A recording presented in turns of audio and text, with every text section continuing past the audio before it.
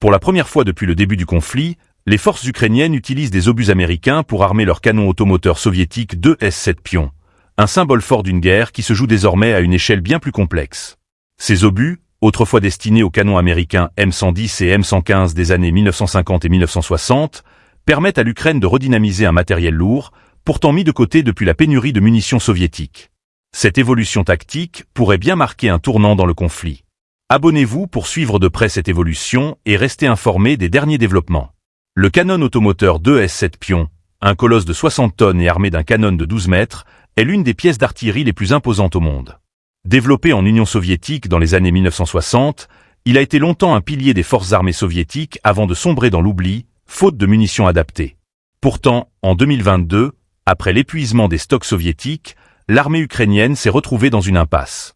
Aujourd'hui, avec l'arrivée des obus de calibre 203 mm fournis par les États-Unis, ce géant de métal reprend vie, capable de frapper des cibles à des distances impressionnantes.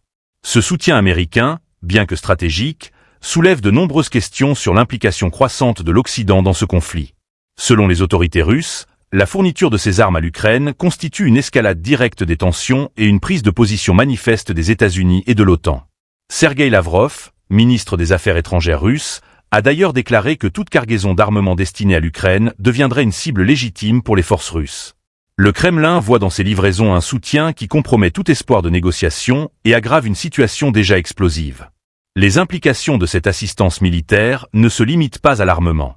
L'OTAN, en fournissant ses munitions et en formant des troupes ukrainiennes en Grande-Bretagne, en Allemagne et en Italie, s'impose comme un acteur direct du conflit, bien au-delà de son rôle traditionnel. Cette évolution représente un défi pour les négociateurs internationaux qui tentent de désamorcer la crise. En attendant, les obus américains continueront de nourrir l'artillerie ukrainienne, augmentant ainsi la portée et la létalité du conflit et redéfinissant sans cesse l'équilibre des forces en présence.